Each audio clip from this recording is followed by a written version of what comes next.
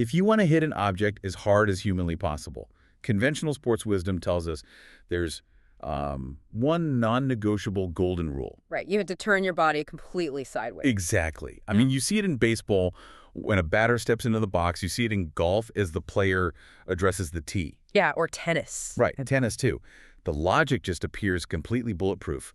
To generate massive kinetic energy, you need a long runway. You point your non-dominant shoulder at the target, you wind up your hips. You coil your spine, and Oh. then you just violently uncoil all of that stored potential energy through the projectile. We treat this as a fundamental law of physics. We really do. But when we look at the absolute highest echelons of human speed, and I mean environments where projectiles are moving so fast that human conscious thought literally cannot keep up with them, that golden rule is actually, well, it's a physiological track. It totally is. Yeah. So, welcome to today's deep dive. If you're listening right now, we know you are the ultimate learner. Yeah. You're someone who doesn't just want a surface-level summary of how a game is played, You want the hidden biomechanics, the anatomical secrets, the underlying physics of why it all works. The real granular stuff. Exactly. Today, we have a genuinely thrilling mission. We are going to completely deconstruct the micromechanics of advanced sports kinesiology, using high-performance badminton as our laboratory. And make no mistake, this is a masterclass in the capabilities of the human body. It really is.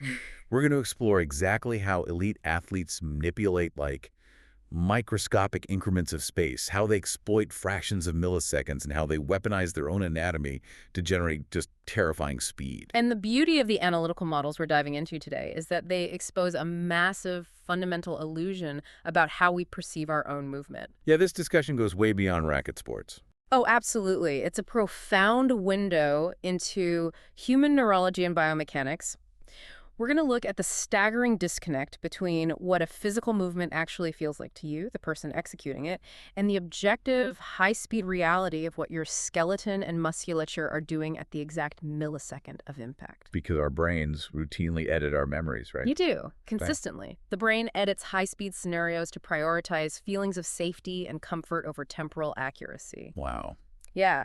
So by breaking down specific high-stakes physical executions, like explosive smashes and split-second net intercepts, we can uncover the precise moments where conventional wisdom fails. Where amateur instincts basically actively sabotage performance. Right. And where true mechanical mastery requires doing the exact opposite of what feels natural. Okay, so let's jump straight into that golden rule we just talked about, the great sideways myth.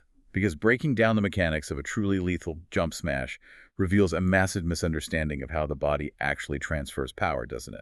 It really does. The prevailing belief is that to hit a heavy smash to absolutely obliterate the shuttlecock with maximum force, you must be completely sideways at the moment of impact. But looking at the biomechanical data, that sideways orientation is strictly an illusion of preparation. It's the runway, not the takeoff. Exactly, it's the runway. If we isolate the specific orientation of the body's center of mass... Let's call it the belly button orientation, just for a highly visual reference point. I like that, the belly button orientation. The anatomy of a heavy smash requires something entirely different at the apex of the movement. That distinction between preparation and execution is where most amateur biomechanical models just fall apart. So let's isolate the heavy smash, like the full-body kinetic chain. Right. You're attempting to maximize what we can term gravity torque and total body rotational momentum. The preparation phase absolutely mandates a fully sideways orientation. You're essentially drawing a massive biomechanical bow. Yes. The left shoulder points directly at the net. The right shoulder is pulled maximally backward, the hips are coiled, and the weight is loaded onto the rear leg. You're creating the longest possible kinetic chain. Stretching the latissimus dorsi, the obliques, all of that. The entire anterior chain of the torso stretched to its elastic limit. You're storing immense potential energy in that physical portion. But, and this is the crazy part, if we freeze frame the action at the exact microsecond, the racket strings actually compress against the cork of the shuttle. That sideways stance is gone. Completely gone. If a player is still sideways when they make contact, they're effectively bleeding energy, right? Yes. The data clearly shows that for a heavy smash to achieve maximum velocity, the player's right foot has already pushed off the ground and driven forward. Their hips have violently snapped open. Their core has fully rotated. At that exact millisecond of kinetic transfer, their chest, their hips, their belly button, they are completely front-facing, they are squared up, pointing directly down the barrel of the court. because that is the only physical mechanism that allows the absolute total mass of the body to be transferred into the projectile. Exactly. Think about it. If your belly button is still pointing to the side wall at the moment of impact, your rotational sequence is incomplete. Your center of mass is not aligned with the vector of the shot. You're leaving power on the table. A lot of it. The heavy smash relies on the sequential firing of massive muscle groups. From the calves, up through the glutes, transitioning into the rotational torque of the core, and finally whipping the shoulder and arm through. And that sequence necessitates starting sideways to generate the coil, but it equally mandates finishing front-facing to deliver the payload. Precisely. The sideways orientation is entirely a prerequisite condition, not the impact condition. Okay, so for absolute devastating full-body power, you prep sideways, you uncoil, and you hit front-facing. That makes logical sense within, traditional physics. Right. But this is where the biomechanical analysis takes a really sharp left turn in the sources, because that heavy smash is a luxury. It's a huge luxury. It requires time. Yeah, it requires a high looping shuttle that gives the player half a second to set up that massive kinetic chain. In fast-paced, elite doubles play, where the shuttle is moving back and forth at hundreds of miles per hour, players do not have half a second. No, they have maybe a tenth of a second. They are operating in a state of constant split-second emergency. And in this environment, they utilize what is called the stick smash, or the point smash. And the physical logic of the stick smash completely throws the heavy smash model out the window. It operates on an entirely different physiological paradigm. The heavy smash, like we discussed, is an exercise in macro movement. Using the biggest muscles. Exactly. The stick smash is an exercise in micro movement and extreme isolation. When an elite player is pressed for time in a fast, flat exchange, they abandon the sideways preparation almost entirely. So they don't turn at all. Well, if they have a tiny fraction of a second, what we categorize as an active attack, they might initiate a slight partial turn of the shoulders just to mask their tactical intention from the opponent. A fake out. Right. But if it is a passive, instantaneous reaction, they hit completely front-facing from start to finish. There is no coiling of the hips, no drawing of the bow. They just remain square to the net and execute a lethal strike without utilizing any of those massive muscle groups. Exactly. Which fundamentally begs the question, where is the energy coming from? I mean, if you aren't using your legs, your glutes, your core, or your chest to generate torque, how are you hitting a projectile fast enough to win a point against a professional athlete? It comes down to a distinction between macro-rotational momentum and localized initial muscle velocity. So the heavy smash is like a shot put. You have a heavy object, and you have to engage your entire body mass to heave it forward. You rely on gravity and the momentum of your entire skeleton. That's a great analogy. But the stick smash is more like snapping your fingers, or to use the practical visualization from the text, swatting a fly. If a fly lands on the table in front of you, you don't turn your body sideways, dig your back foot into the ground, twist your hips, and heave your arm forward to swat it. The fly would be gone before your shoulder even engaged. Right. Instead, you simply raise your hand, create tension in your wrist and forearm, and snap your hand down in a fraction of a second. You isolate the movement completely. And the biomechanics of swatting a fly perfectly encapsulate the stick smash. You are creating what is essentially a rigid, static scaffold with your front-facing torso. Your core isn't twisting at all. No, it is locking down to provide a stable platform. The arm raises, and the elbow locks into a fixed position in front of the body. That elbow becomes an unmoving pivot point.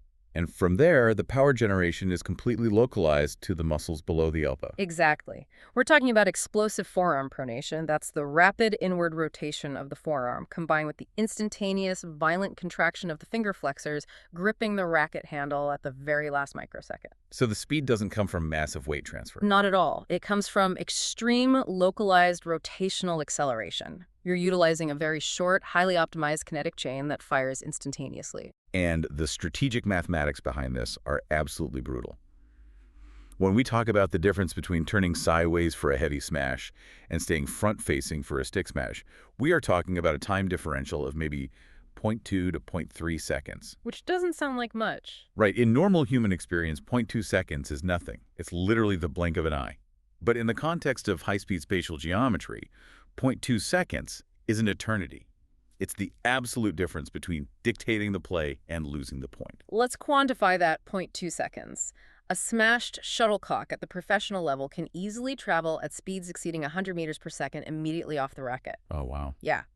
And even as it decelerates due to drag, it's covering massive distances incredibly quickly.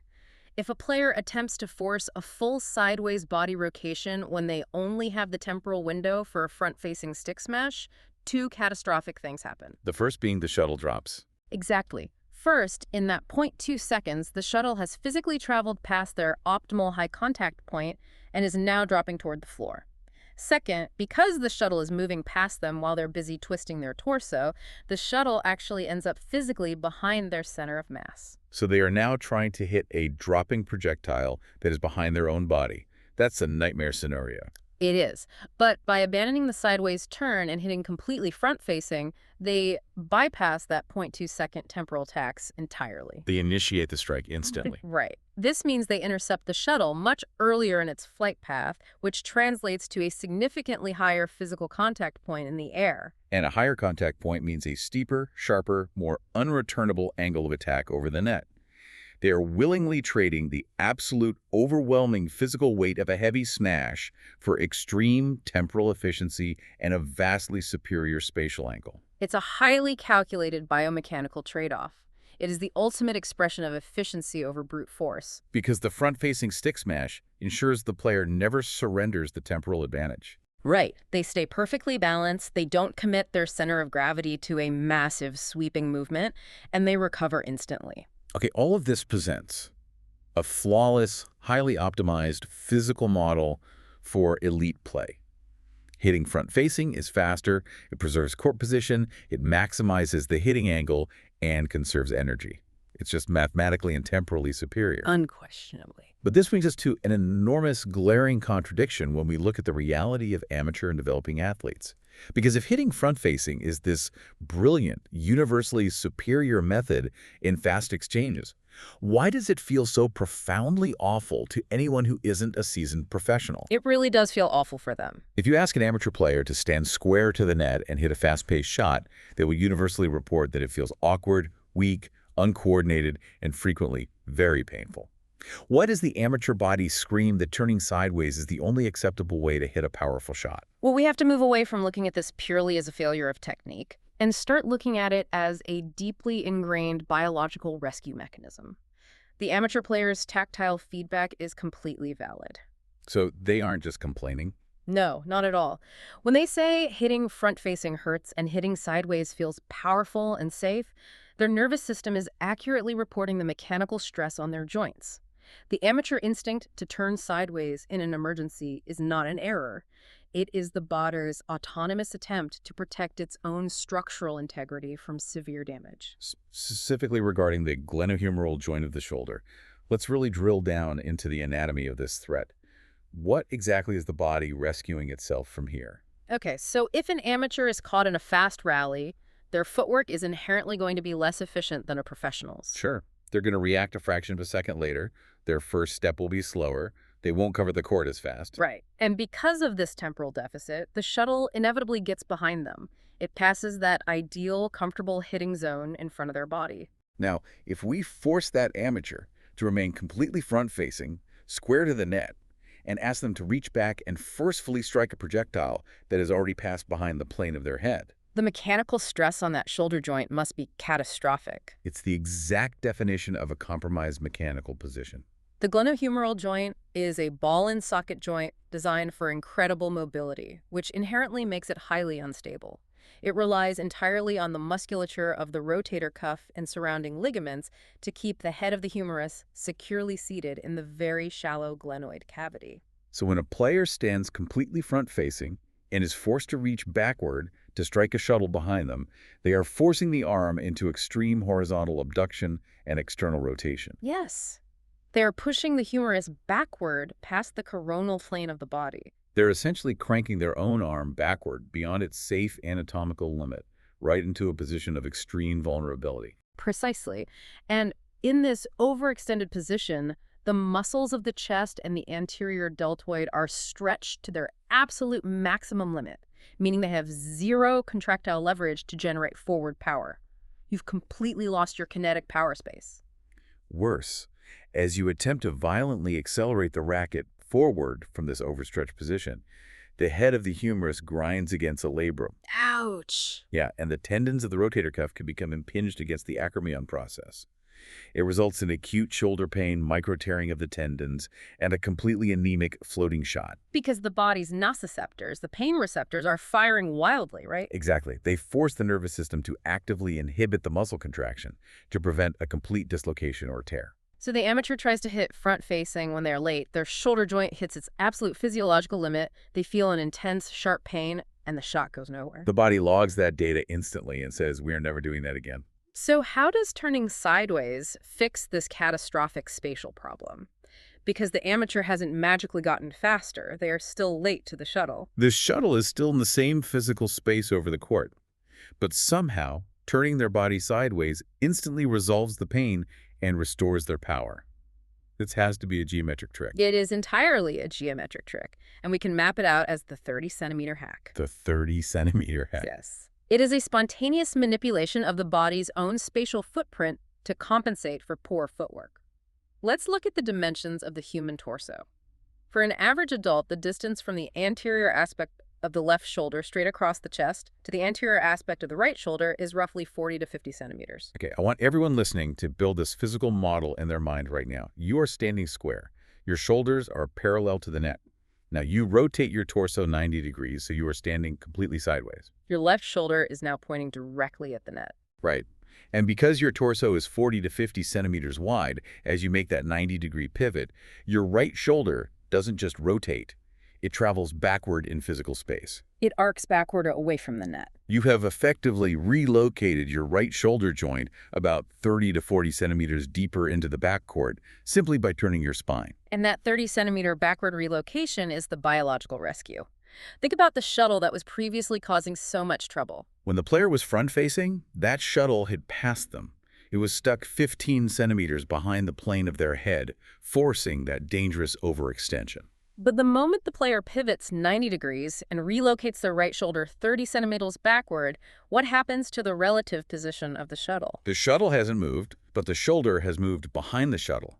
That shuttle that was previously 15 centimeters behind the player's head is now magically 15 centimeters in front of their right shoulder. They have instantly created a virtual front hitting point. They didn't have the explosive footwork to physically run to the correct spot on the court, but by rotating their torso, they hacked their own anatomy to artificially place the shuttle in front of their chest. And the moment the shuttle is relatively in front of the shoulder, all of the mechanical impingement vanishes. The glenohumeral joint is operating within its safe, comfortable range of motion. The anterior chain muscles are no longer overstretched. They have plenty of room to contract and accelerate the arm.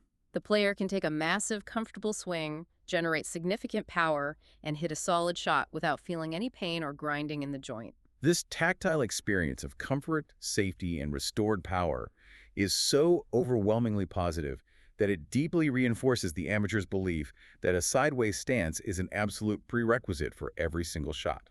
The body effectively trains the brain to prioritize the sideways stance as a universal safety protocol. But this creates a massive cognitive dissonance. If the sideways stance is just a defensive hack to manufacture a safe swing path when you are late, why do players adamantly swear that they are physically hitting the shuttle while completely sideways? Right, because we established earlier that a true heavy smash requires the belly button to violently twist forward and face the net at the exact millisecond of impact. Yet if you ask any amateur after they hit a great smash, they will tell you with absolute certainty that they maintained a perfect sideways stance throughout the entire execution.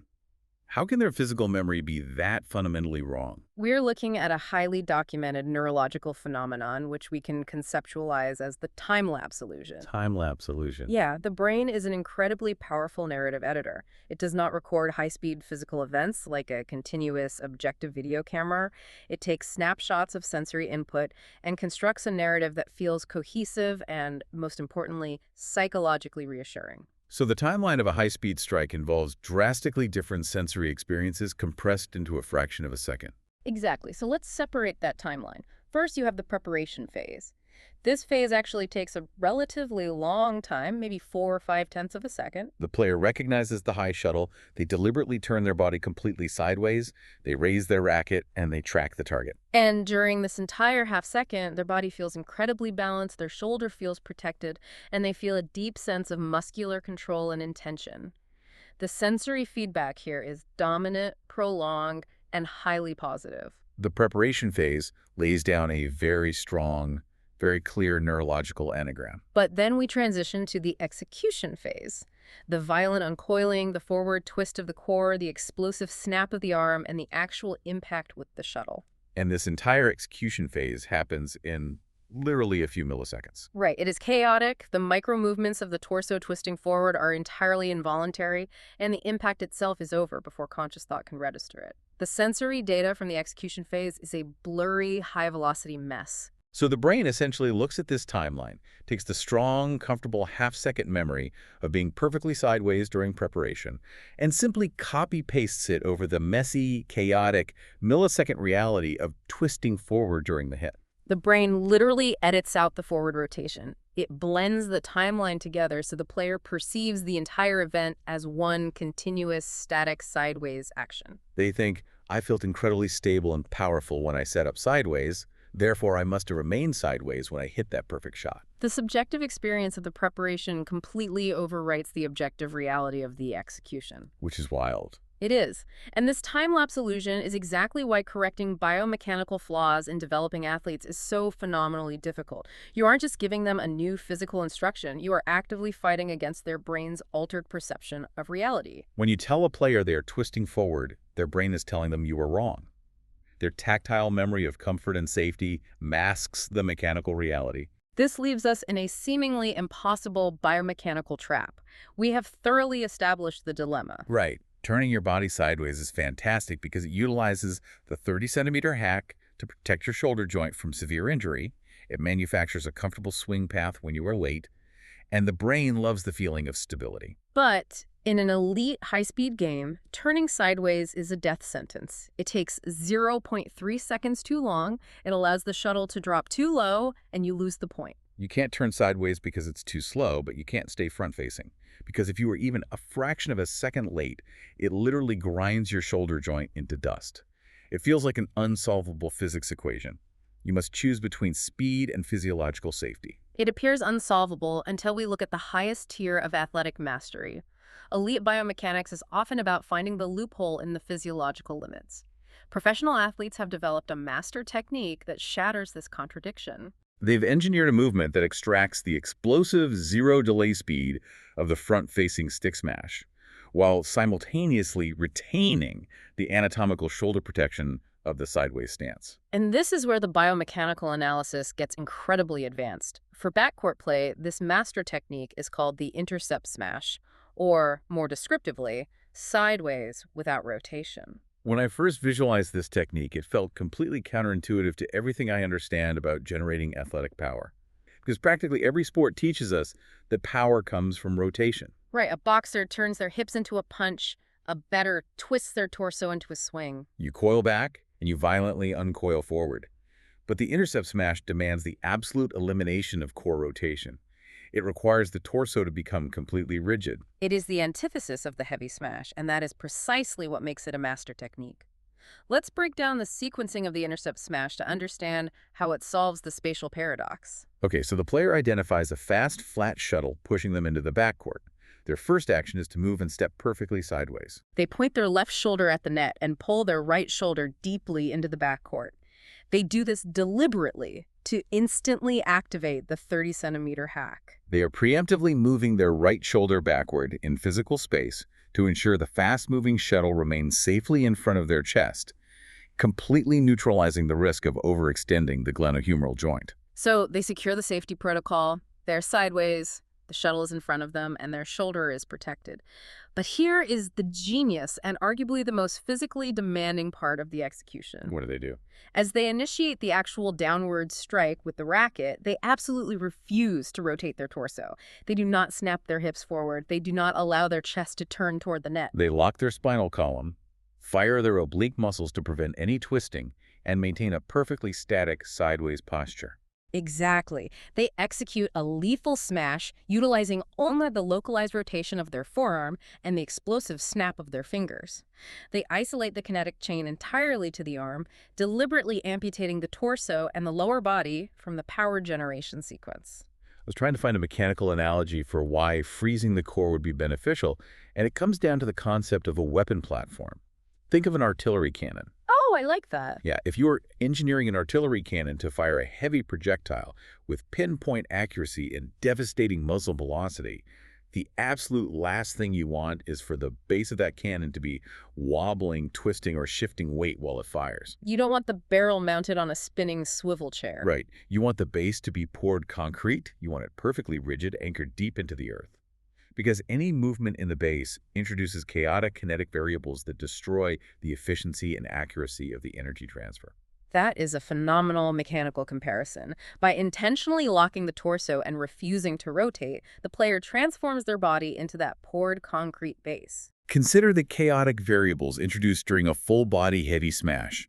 Your hips are rapidly changing angle. Your center of mass is shifting violently from the back foot to the front foot. Your spine is twisting, and your head, which contains your vestibular system and your visual tracking, is moving through space. It requires immense, highly calibrated neurological control to manage all of that moving mass and still strike a tiny projectile perfectly.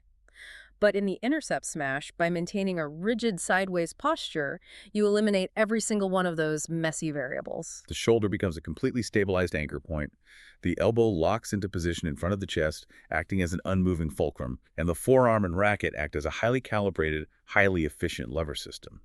The energy pathway is astonishingly short. You aren't trying to channel energy from your toes up through your knees, into your hips, up your spine, and out your arm.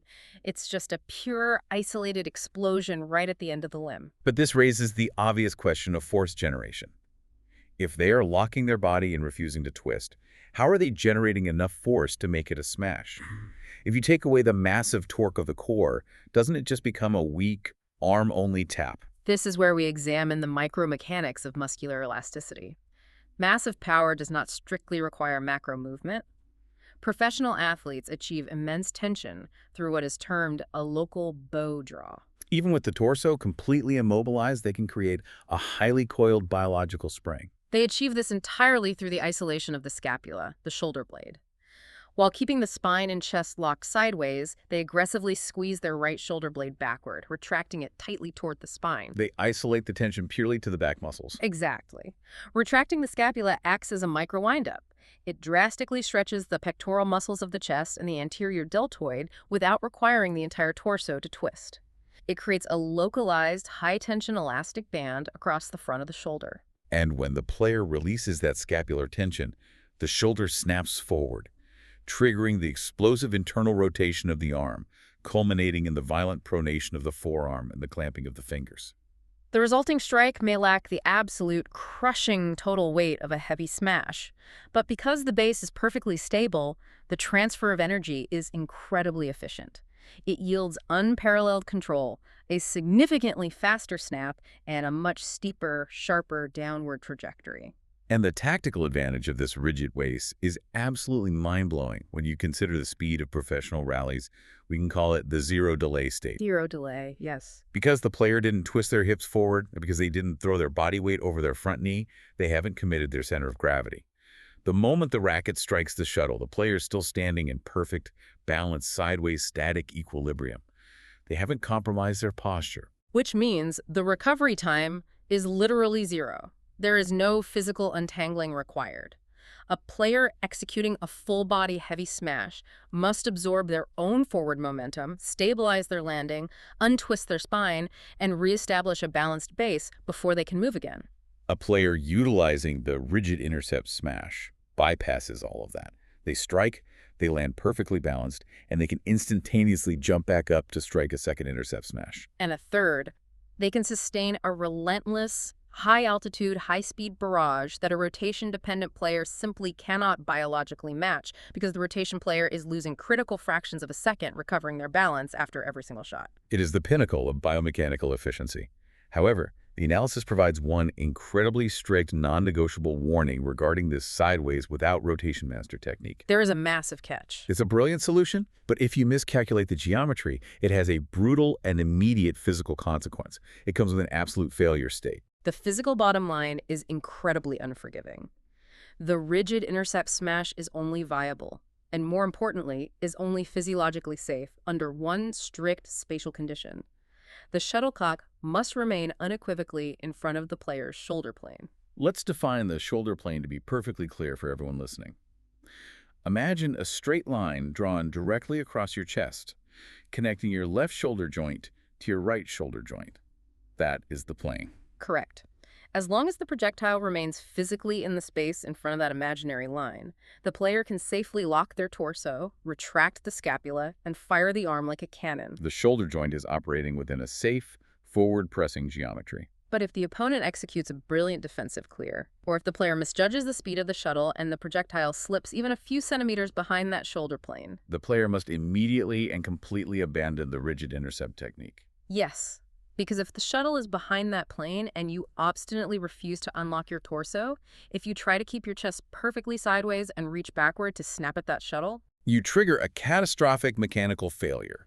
You are forcing the glenohumeral joint into that exact extreme horizontal abduction we discussed earlier, pushing the humerus violently backward past the coronal plane. but this time, it is exponentially more dangerous. You aren't just stretching it, you are attempting to execute a maximum velocity, high-tension snap while the joint is in its most structurally compromised position. The torque applied to the overextended rotator cuff tendons is immense.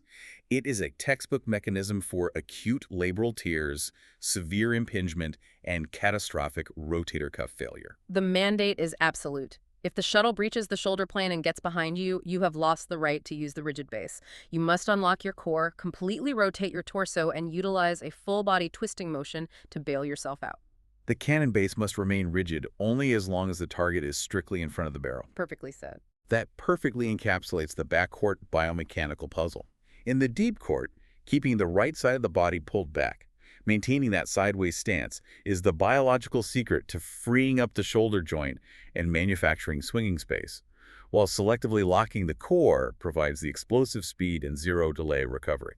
It's a beautiful, intricate balance of geometry and tension. But this deep dive takes a massive turn when we completely change the environmental context in the sources. What happens when we abandon the deep court and sprint all the way to the front, right up to the net tape? Does this deeply ingrained logic of pulling the right shoulder backward to create space still apply? This transition introduces what I consider the most fascinating physiological paradox in the entire biomechanical landscape. We shift our focus to the net kill, or the high net intercept. The scenario is simple. The opponent executes a poor shot that floats lazily, just inches above the height of the net. You identify the error, sprint aggressively forward, and attempt to smash the shuttle vertically downward, terminating the rally instantly. It is arguably the most dominant, satisfying physical execution in the sport. You arrive early, you loom over the net, and you just absolutely crush the projectile straight into the floor. It's incredibly dominant. But when we meticulously analyze the micromechanics of how developing and amateur players intuitively attempt to execute this kill shot, we uncover a massive, self-sabotaging contradiction. The data reveals that as players lunge forward to the net to execute the kill, their overwhelming biological instinct is to place their right foot slightly behind their left foot. They unconsciously adopt a micro-sideways stance, even while moving aggressively forward. Wait, I need to pause here because the spatial logic makes no sense. The target is floating directly in front of them over the net. Their entire physical objective is to move forward as fast as possible to reach it. Why on earth would their central nervous system command their dominant right foot, the foot attached to their hitting arm, to step backward away from the target? Because the nervous system is relying on the exact same spatial data it learned in the backcourt, the body has a very long memory for pain and discomfort. This instinct is what the biomechanical analysis brilliantly labels the beautiful trap. The beautiful trap. Yes. The nervous system remembers that standing perfectly square, with feet parallel and the chest facing the target, creates severe structural problems for the shoulder joint when trying to swing. If you rush the net, plant your right foot aggressively forward so you're completely square to the net tape, and then try to swing your arm violently downward. I see it. Your arm physically collides with your own anatomy. Exactly. The biomechanical pathway is obstructed. The geometric swinging space is blocked by the mass of your own pectoral muscles and rib cage. The humerus jams against the torso. The swing feels cramped, structurally weak, and profoundly uncomfortable. The body detects this impending impingement and immediately seeks a spatial resolution. It seeks comfort. So what does it do?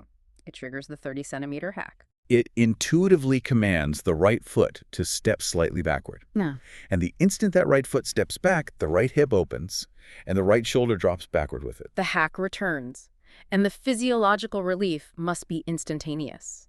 By stepping that right foot back, they drop the shoulder away from the chest, completely unblocking the geometric swinging space. The arm now has a wide, unobstructed lane to swing smoothly, naturally, and violently downward. They avoid the jammed feeling against the rib cage. It feels fluid, it feels immensely powerful, and it usually results in a very satisfying hard impact with the shuttle. Okay. I'm going to aggressively advocate for the amateur player here for a second. Because if stepping my right foot slightly backward makes the swing incredibly fluid, if it completely prevents my shoulder and elbow from getting jammed against my own ribs, and if it allows me to strike the shuttle cleanly and powerfully, why is this a problem? Why is the analysis condemning this as a beautiful trap? If the result is a clean, powerful hit, shouldn't I prioritize the structural comfort of my shoulder? It is a phenomenal question, and it is the exact defense every developing athlete uses. The answer lies in the unforgiving mathematical geometry of the front court. The cost of that anatomical comfort is distance, and at the net, distance dictates trajectory. Let's dismantle the counter-argument using the hard spatial data. When you step your right foot backward to artificially free up your shoulder, you are not just moving your foot. You're physically dragging your entire center of mass, your torso, and crucially, your racket arm backward away from the net. The data quantifies this precise movement, right? Adopting this micro-sideways stance costs the player approximately half a meter up to 50 centimeters of forward interception distance. Half a meter. In a space where players are fighting for millimeters, surrendering half a meter is catastrophic. It is the difference between an unreturnable kill and a desperate defensive scramble. We have to map the trajectory of the floating shuttle. It crosses the net tape and immediately begins a parabolic drop toward the floor. If your right foot is planted aggressively forward, lunging out, your racket can intercept that shuttle at the very apex of its arc, while it is still significantly higher than the net tape. This high interception point allows for a severe, acute downward angle of attack. You are hitting down into the opponent's floor. But if you succumb to the beautiful trap and step your right foot 50 centimeters backward to prioritize your shoulder comfort, you cannot reach that apex.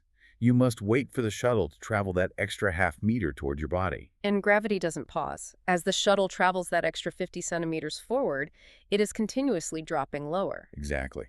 By the time it finally reaches your comfortably positioned racket half a meter later, the shuttle has dropped significantly in vertical height.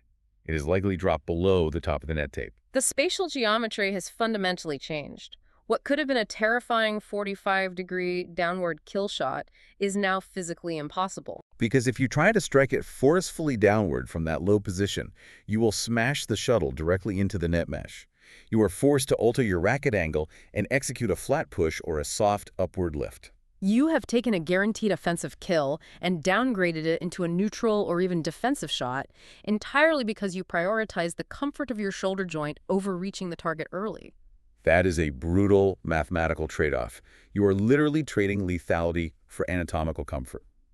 But the analysis points out a second, equally devastating cost to stepping the right foot backward. It destroys what is called the forward-moving footwork chain. What exactly does that mean in the context of the front court? It refers to the kinetic momentum required to sustain pressure. In elite front court play, you almost never win the point on the first intercept. The opponent's reflexes are too good. They will often blindly block the smash back over the net. Therefore, your movement cannot stop upon impact. You must possess continuous forward-driving momentum to immediately pounce on the subsequent block. Right. If your right foot is aggressively planted in front of your body during the strike, your center of mass is heavily biased forward. You are literally leaning into the attack. The moment you strike the shuttle, you can instantly recruit the quadriceps and calves of that loaded front leg to push off and violently launch yourself even closer to the net for the second shot. You are maintaining the offensive wave. Exactly. But consider the biomechanics of the beautiful trap.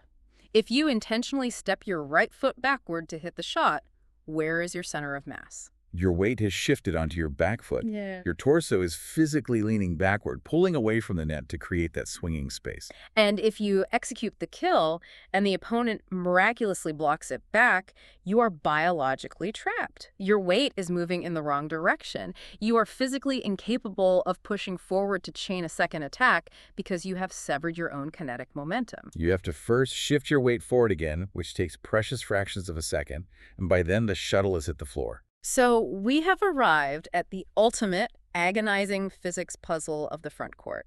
It is a complete biomechanical paradox. The spatial geometry of the court dictates that you absolutely must keep your right foot aggressively forward to reach the shuttle early, secure the high downward angle, and maintain forward momentum. But the anatomy of the human torso dictates that keeping your right foot forward jams your humerus against your rib cage, completely obstructing your swing and eliminating your power. You mathematically cannot have both. How on earth do professional athletes break this seemingly impossible contradiction? They break it by completely abandoning the horizontal axis of movement and introducing a radical vertical manipulation of their core. They don't step backward to create space, and they don't twist sideways. They fold vertically. The biomechanical analysis unveils this final, highly advanced master technique, defining it as core folding, or the explosive abdominal crunch. And it is the absolute definitive secret to keeping the right foot hyper-aggressively forward while simultaneously miraculously freeing the shoulder joint to execute a maximum velocity strike. Core folding. Let's meticulously visualize this mechanism, because this is where the human body operates like a highly engineered machine. The player is lunging hard toward the net. Their right foot is planted far out in front. Their chest is perfectly square to the net. The shuttle is high. They raise their racket arm to execute the kill. And we know that if they just swing their arm from this position, they will jam their shoulder. Right. What exactly is the core fold doing at the microsecond of impact to prevent this? To understand the mechanical brilliance of the fold, we first must understand the vector flaw of a standard arm swing at the net. If a player simply swings their arm forward to strike the shuttle, the racket head travels in a forward-moving arc parallel to the floor. And in the intensely constrained space of the front court, applying forward vector force to a shuttle is highly risky. It results in hitting the shuttle too flat, and given the speed generated, the shuttle will easily sail out of bounds long past the baseline. At the net, you do not need forward push. You need absolute vertical downward pressure. You need to cap the shuttle. You need to spike the trajectory straight down into the floorboards before it has a chance to travel horizontally. Precisely. And this is the primary function of the core fold.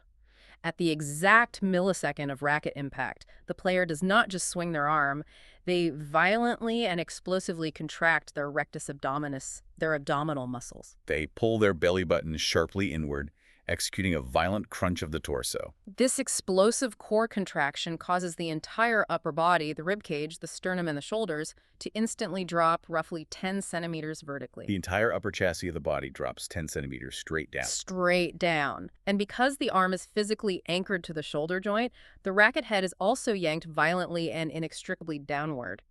The player is mechanically converting their horizontal forward lunging momentum into a massive, unavoidable vertical downward pressure vector. The analysis perfectly describes this as physically capping the shuttle onto the opponent's floor, utilizing the dead weight of the entire upper body.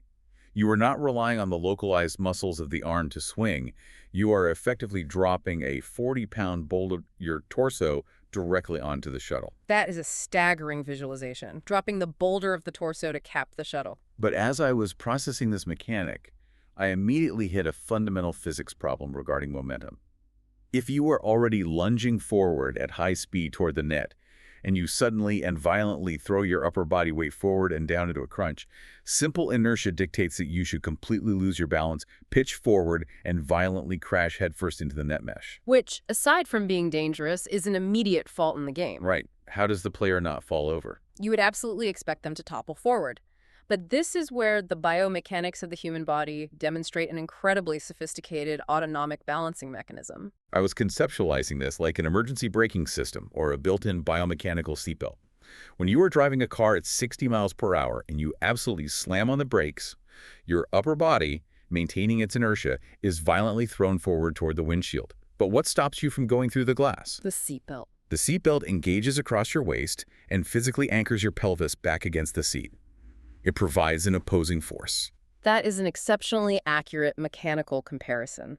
The human body executes this exact opposing force stabilization automatically during a violent core fold.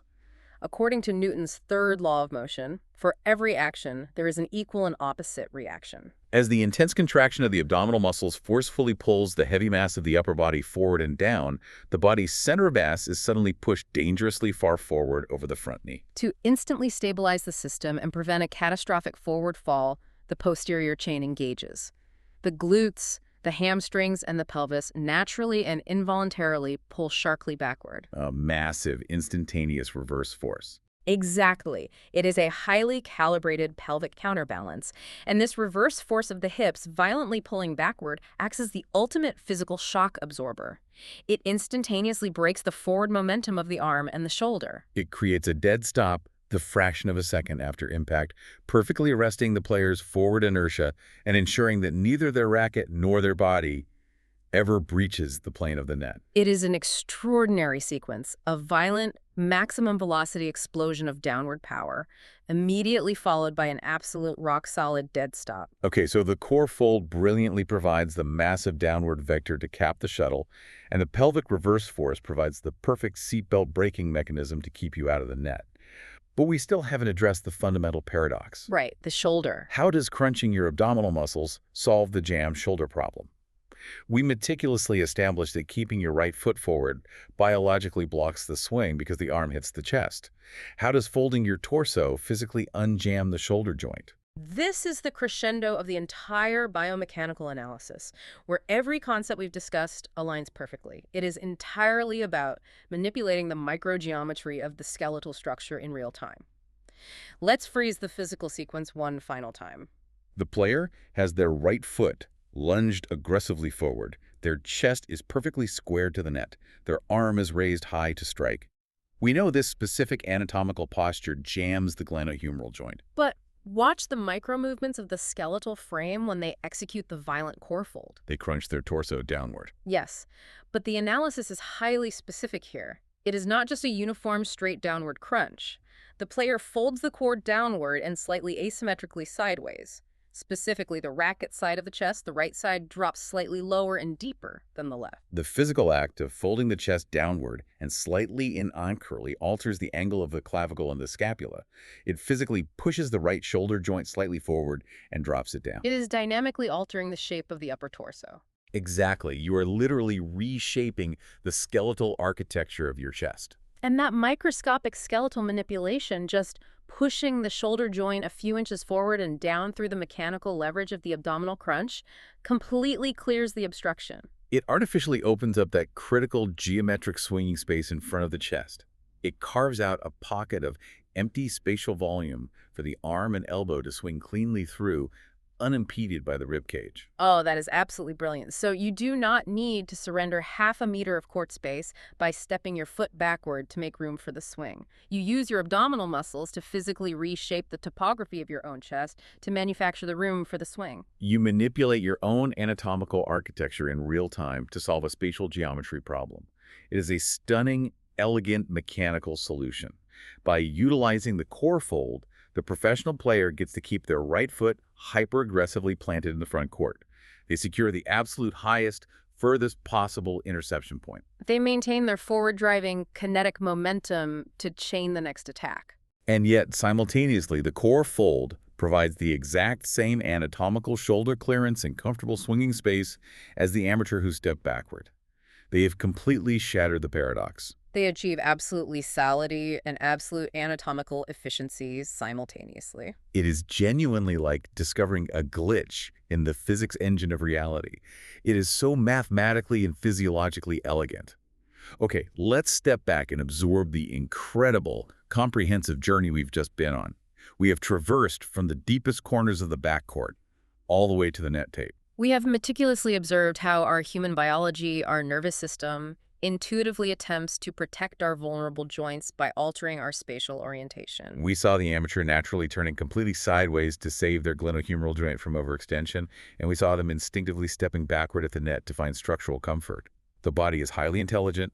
Its primary directive is always to avoid structural damage and pain. But we have also clearly illuminated that true athletic mastery is not simply about surrendering to those autonomic comfort instincts.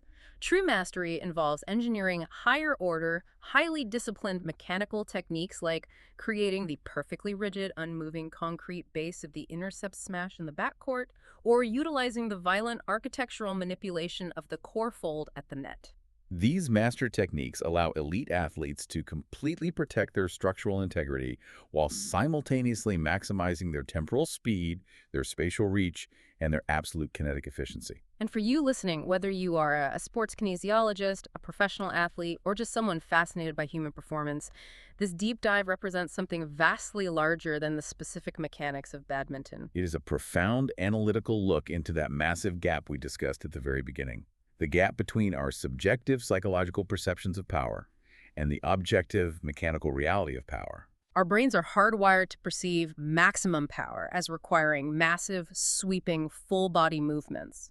We inherently believe that we must throw our entire physical mass into an action to generate a meaningful impact. But the objective high-speed mechanical reality proves that ultimate devastating power is consistently found in short, explosive, perfectly stabilized kinetic chains. It is found in disciplined stillness, in unyielding rigid bases, and in highly calibrated micro-movements. Which leaves us with a truly fascinating, universally applicable paradigm to mull over.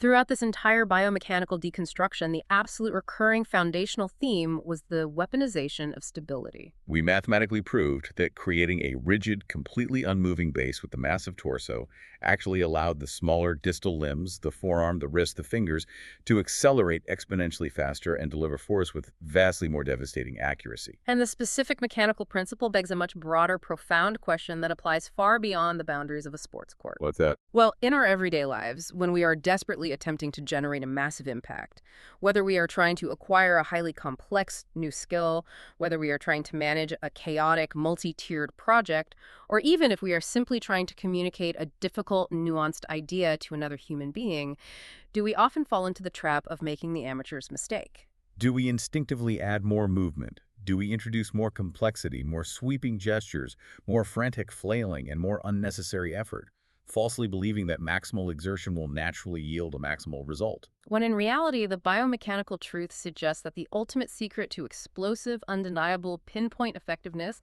might simply be locking down our foundation, holding perfectly, resolutely still, and systematically reducing the moving parts. Finding the devastating power in the absolute stillness.